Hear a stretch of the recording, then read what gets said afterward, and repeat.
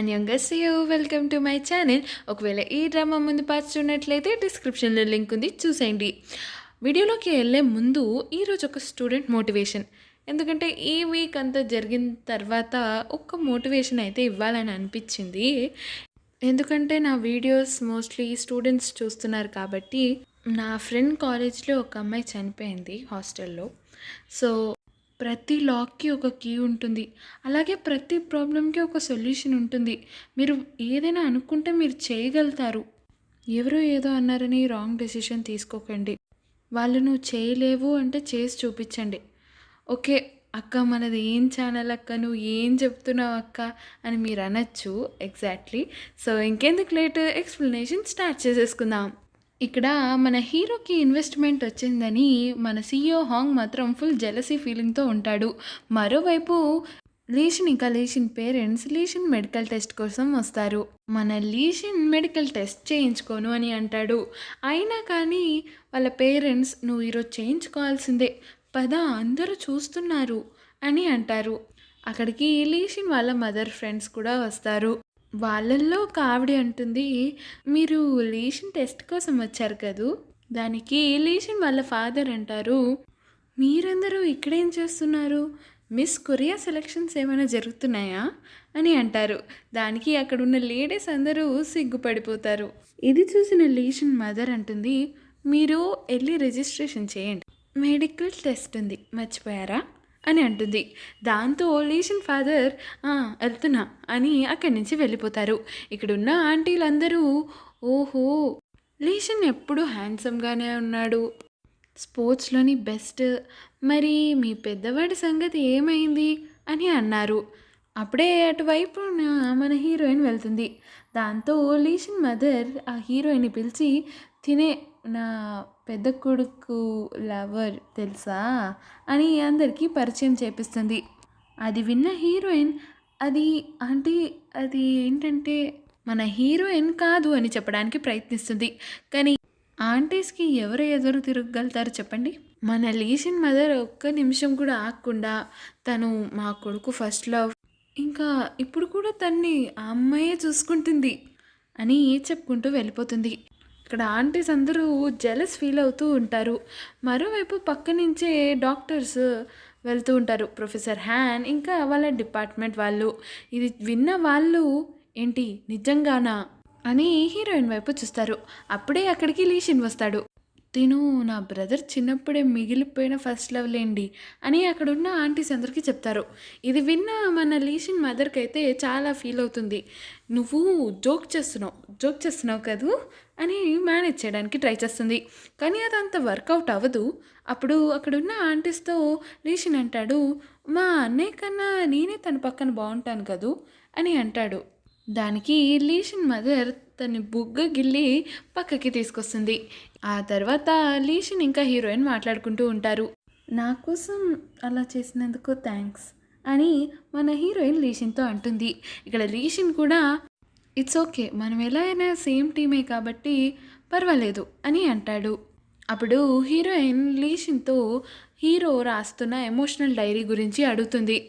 Professor హ్యాన్ రాయమన్నారు emotional dairy, అది మీ ఇంట్లోనే ఉంటుంది, నువ్వు అది వెతికి తీసుకుని ఇస్తావా నాకు అని హీరోయిన్ లీషన్ని అడుగుతుంది.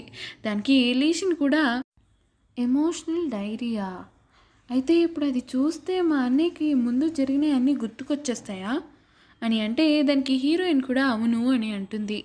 అప్పుడు లీషన్ అంటాడు, సరే నేను వెతికి తీసుకొస్తాను, నాకు టైం అవుతుంది, నువ్వు నాతో పాటు లంచ్కి వస్తావా అని అంటాడు లీషన్ హీరోయిన్తో. దానికి హీరోయిన్ అంటుంది, ఆహా లేదు నేను వెళ్ళాలి, మళ్ళీ ఇంకెప్పుడైనా అని అక్కడి నుంచి వెళ్ళిపోతుంది. మేమిద్దరం కలుసుకోవాలంటే ఏజెన్సీతో కాంట్రాక్ట్ సైన్ చేయాలేమో నేను అని లీషన్ అనుకుంటాడు. ఇక్కడ మన హీరోయిన్ షాప్ దగ్గర ఆగి హీరోకి నచ్చిన ఫుడ్ ఐటమ్స్ని కొనుక్కుని వస్తుంది. ఇంకా రూమ్కి వచ్చేసరికి హీరో లేకపోవడంతో, హలో ఎక్స్క్యూజ్ మీ, ఉన్నావా, చూడు నేను లంచ్ తెచ్చాను, నేనే తినేస్తాను అని అంటుంది. ఏ ఆన్సర్ రాకపోవడంతో ఎక్కడికి వెళ్ళుంటాడు అని అనుకుంటుంది. మరోవైపు మన హీరో ఒక ప్లేస్కి వచ్చి ఉంటాడు. ఈ ప్లేస్ ఏంటంటే అతను రీయూనియన్‌కి ఎళ్ళిన హోటల్. అక్కడున్న స్టాఫ్‌ని ఆ రోజు ఉన్న సీసీటీవీ ఫుటేజ్‌ని చూపించమంటాడు. కానీ ఆ హోటల్ మేనేజ్మెంట్ అతను మేము సీసీటీవీ ఫుటేజ్ చూపించలేమండి ప్రైవసీ ఇష్యూస్ వల్ల అని నో చెప్తాడు. ఆ తర్వాత మన హీరో అసలు ఎవరు అబద్ధం ఆడుతున్నట్టు?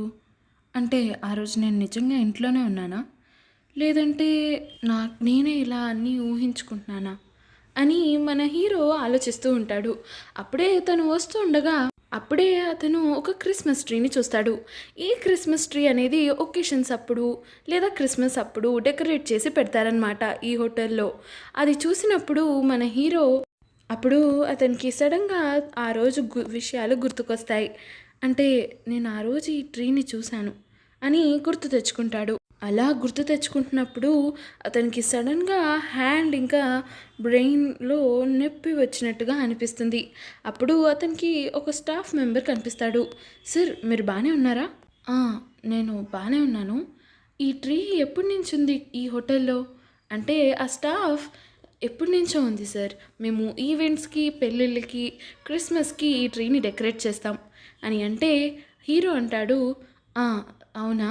అంటే ఏ సార్ మీకేమైనా ఇంపార్టెంట్ ఈవెంట్ ఏమైనా ఉందా?" అంటే "అదేం లేదు. నేను ఇక్కడి నుంచి వెళ్తాను" అని అక్కడి నుంచి వెళ్తుండగా అతని చేతికి చాలా నొప్పి వస్తున్నట్టుగా అనిపిస్తుంది.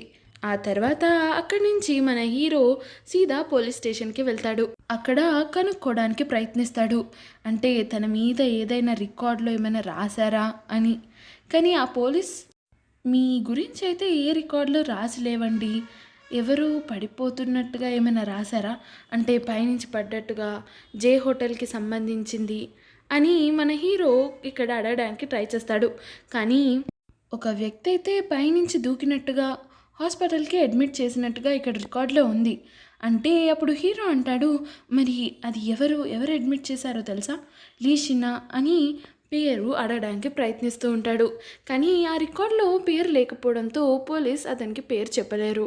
ఆ తర్వాత అక్కడి నుంచి మన హీరో హ్యాండ్ రివర్‌కి వస్తాడు. ఆ తర్వాత హీరో ఆలోచిస్తూ ఉంటాడు. ఒక వ్యక్తి ఇక్కడి నుంచి దూకాడు. అయినా అది రికార్డ్‌లో ఎవరు అడ్మిట్ చేశారో రాయలేదు. అసలు ఆ రోజు ఏం జరుగుంటుంది? లీషన్ నాతో మెట్ల మీద నుంచి పడ్డట్టుగా ఎందుకు చెప్పాడు? ఒక్క విషయం అయితే బాగా అర్థమవుతుంది. ఇక్కడ అందరూ అబద్ధాలు ఆడుతున్నారు నాతో. కానీ ఎందుకు? అప్పుడే మన హీరో సడన్‌గా టర్న్ అవుతాడు. ఆ తర్వాత మన హీరోకి అతను మెడ పట్టుకున్నట్టుగా అనిపిస్తుంది. ఆ తర్వాత సఫోకేషన్‌తో అతని కళ్ళు మూతలు పడుతున్నట్టుగా అతనికి అనిపిస్తుంది. అప్పుడే ఒక సీన్ గుర్తుకొస్తుంది. ఎవరో తన గొంతుని గట్టిగా పట్టుకుని అక్కడ బ్రిడ్జ్ నుంచి తోసేయడానికి ప్రయత్నిస్తున్నట్టుగా. ఆ తర్వాత హీరో అనుకుంటాడు, ఎవరా వ్యక్తి? ఎందుకు నన్ను అలా తోసేద్దామని అనుకున్నాడు? అయితే ఆ పోలీస్ ఇన్ఛార్జ్ చెప్పిన వ్యక్తి నేనేనా? అని ఇక్కడ మన హీరో ఆలోచిస్తూ ఉంటాడు. మరోవైపు ఆ పోలీస్ ఆఫీసర్‌కి ఒక ఫోన్ వస్తుంది. హలో! ఎవరు? అని మాట్లాడుతూ ఉండగా మరోవైపు ఇక్కడ లీషన్ కూడా హీరోకి ఫోన్ చేస్తూ ఉంటాడు. కానీ మన హీరో ఫోన్ ఎత్తడు. మరోవైపు లీషన్ హీరోయిన్‌కి ఫోన్ చేస్తాడు. హీరోయిన్ ఫోన్ ఆన్సర్ చేసి ఏంటి? అని మాట్లాడుతూ ఉంటుంది. అప్పుడు హీరోయిన్ అంటుంది, ఏంటి? అతను ఇన్వెస్టిగేషన్ చేయడానికి ట్రై చేస్తున్నాడా? నేను పోలీస్ స్టేషన్‌కి వెళ్ళే దారిలోనే ఉన్నాను. అతను నా ఫోన్ ఎత్తట్లేదు అని లీషన్ హీరోయిన్‌కి చెప్తాడు. నువ్వు ఒకసారి నా అన్నయ్యకి ఫోన్ చేస్తావా? అని లీషన్ అడుగుతాడు. దానికి హీరోయిన్ కూడా సరే సరే అని ఫోన్ పెట్టేసి ఫోన్ ట్రై చేస్తుంది. కానీ మన హీరోయిన్ ఫోన్ చూసినప్పటికీ ఎత్తాలని అనుకోడు. మరోవైపు లీషన్ ఎంత ఫాస్ట్‌గా, స్పీడ్‌గా వెళ్తాడంటే పోలీస్ స్టేషన్‌కి అంత స్పీడ్‌గా వెళ్తాడు. అక్కడికెళ్ళి చూసేసరికి ఒక వ్యక్తి ఆల్రెడీ అక్కడ కూర్చొని మాట్లాడటం చూస్తాడు. ఈ వ్యక్తి ఎవరు అని అనుకుని ముందుకు వెళ్తూ ఉంటాడు. అప్పుడే ఆ వ్యక్తి వేరే అతనని తెలుస్తుంది. అప్పుడు ఆ పోలీస్ ఆఫీసర్ లీషన్‌తో అంటాడు, ఇంత బిజీ పర్సన్ అయ్యుండి మీరు స్వయంగా వచ్చారేంటి పోలీస్ స్టేషన్‌కి?" అని పోలీస్ ఆఫీసర్ అంటారు. దాంతో లీషన్ అంటాడు, "మీరు మా అన్నయ్యకి ఆ డాక్యుమెంట్స్ ఇచ్చేసారా?" అని అడుగుతాడు. దానికి పోలీస్ ఆఫీసర్ అంటారు, "ఆ! కంగారు పడకండి. అతనికి ఏదో అర్జెంట్ మ్యాటర్ ఉందని ఎళ్ళాడు. కానీ మేము ఇది కవర్ చేయలేం కదండీ! ఎందుకంటే అతను ఇన్వాల్వ్ అయ్యున్నాడు కాబట్టి." అంటే లీషన్ అంటాడు, "నేను అతని ఫ్యామిలీ మెంబర్‌ని కాబట్టి నేను రెస్పాన్సిబిలిటీ తీసుకుంటాను.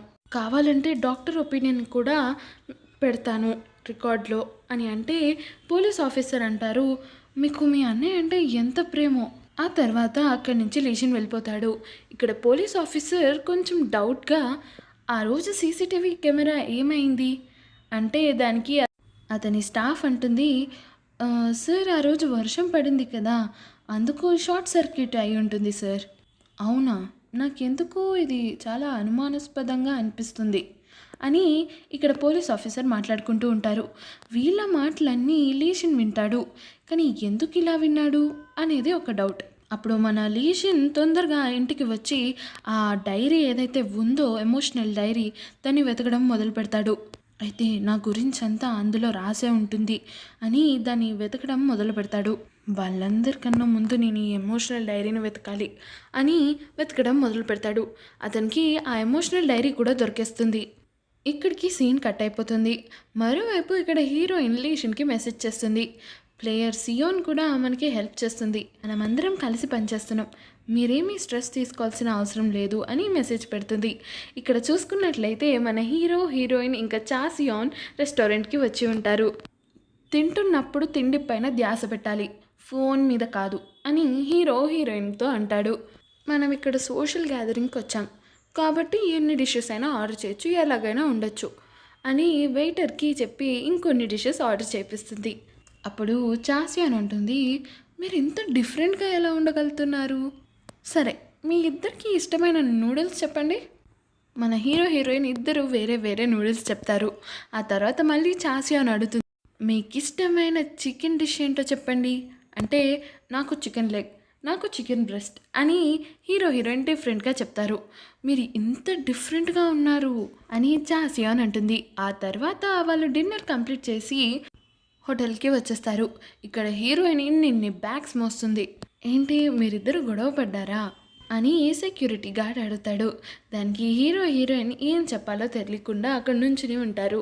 అప్పుడు అతను అంటాడు, నాకు అర్థమవుతుంది, మీకు గొడవ పడుతున్నారని కూడా తెలియట్లేదు, నేను చాలా జెలస్ ఫీల్ అవుతున్నాను మిమ్మల్ని చూసి అని అక్కడి నుంచి వెళ్ళిపోతాడు. అప్పుడు హీరోయిన్ అంటుంది, ఏంటి అలా చూస్తున్నావు, తొందరగా పదా అని అక్కడి నుంచి నడుచుకుంటూ వెళ్ళిపోతుంది.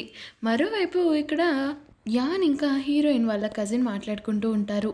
యాన్ వాళ్ళ కజిన్తో అంటుంది, ఎప్పుడైనా మన దగ్గర ఒక వస్తువు ఉందనుకో, దాన్ని దాచిపెట్టడం మన వల్ల కాలేదనుకో, మనం దొరికిపోతాం అని నీకు అనిపించినప్పుడల్లా మన దాంట్లో పెట్టుకోకూడదు, పక్క వాళ్ళ దాంట్లో పెట్టేయాలి, అప్పుడు మనం ఇరుక్కోం అని ఇక్కడ చెప్తూ ఉంటుంది. ఆ సూట్ కేసులో అన్ని బ్లాక్ డ్రెస్ ఉంటుంది, ఇంకొక బుక్ కూడా ఉంటుంది, దాన్ని తీసుకెళ్ళి అక్కడ పెట్టే అని వాళ్ళ కజిన్కి చెప్తుంది. నాకు అనిపిస్తుంది ఈ సూట్ కేస్ హీరోది అని, మరి చూడాలి. మరోవైపు ఇక్కడ హీరోయిన్ తన బెడ్ని సర్దుతూ ఉంటుంది. హీరో అంటాడు, నేను నీకు హెల్ప్ చేయనా అని అంటే హీరోయిన్ అంటుంది, ఏం అవసరం లేదు, నాకు ఇలాంటి మిస్అండర్స్టాండ్స్ క్రియేట్ చేయడం నచ్చదు. అంటే ఏంటి, నీకు మిస్అండర్స్టాండింగ్స్ అవ్వాలని అనుకోవట్లేదు నువ్వు, నేను జస్ట్ హెల్ప్ చేస్తానన్నాను అంతే కదా, ఇది నా స్టైల్, నేను ఇలానే వర్క్ చేస్తాను, ఏం అవసరం లేదు నాకు నీ హెల్ప్. హీరో అనుకుంటాడు, ఈ పొగరికి ఏం తక్కువ లేదు. హీరోయిన్ ఒక స్టూల్ తెచ్చి కర్టెన్స్ చేయడానికి ట్రై చేస్తుంది. హీరో అంటాడు, అంత పైకి ఎక్కకు, పడిపోతావు నువ్వు, నేను చేస్తాను కదా, నాకు ఇచ్చే అంటే హీరోయిన్ అంటుంది, నాకు నేను చేసుకోగలుగుతాను. అప్పుడే మన హీరోయిన్ బ్యాలెన్స్ తప్పి కింద పడిపోతుంది. అప్పుడు మన హీరో కింద పడకుండా మన హీరోయిన్ని పట్టుకుంటాడు. కానీ మన హీరోయిన్, ఇదంతా నువ్వు ఏం చేస్తున్నావు, ముందు నన్ను కిందకు దించు అని గట్టిగా అరుస్తుంది. దాంతో హీరో కోపం వచ్చి, సరే ఇగో దించేశాను అని మంచం మీద టప్ మని వేసేస్తాడు. నువ్వు ఇలానే చేస్తూ ఉన్నావనుకో, నాకు ఎంత దెబ్బలు తగులుతున్నాయి తెలుసా, హలో విను అని అంటూ ఉంటే మన హీరో అవన్నీ వినిపించుకోకుండా వెళ్ళిపోతాడు. కూర్చొని సాల్వ్ చేసుకోవడమే రైట్ అని ఆలోచిస్తుంది. ఇక్కడ హీరో పేరెంట్స్ అతని కోసం ఏదో డిషెస్ అన్నీ ప్రిపేర్ చేసుకుని తీసుకుని, ఇంతకీ ఆ ఎమోషనల్ డైరీలో ఏం రాసి ఉంటుందని మీరు అనుకుంటున్నారు? ఇంకా మరి అది మన హీరోయిన్కి దొరుకుతుందని మీరు అనుకుంటున్నారా? అయితే నెక్స్ట్ పార్ట్ కోసం వెయిట్ చేయండి. సారీ అండి, ఎందుకంటే ఇదంతా జరగడం వల్ల నేను కొంచెం డిస్టర్బ్ అయి ఉన్నాను. ఈసారి క్రిస్మస్ హాలిడేస్ వచ్చాయి కాబట్టి 2 days అందులో మొత్తం అన్ని వీడియోస్ కంప్లీట్ చేసేస్తాను. ఎందుకంటే నేను ట్రై చేస్తున్నాను. నాకు తెలుసు మీరందరూ నా మీద చాలా కోపంగా ఉన్నారని, కానీ రియలీ సారీ. సో నేను ఈ 2 డేస్‌లో ఎలాగైనా ఈ డ్రామాని కంప్లీట్ చేస్తాను. సో సారీ అండి. ఇంకా థ్యాంక్స్ ఫర్ వాచింగ్.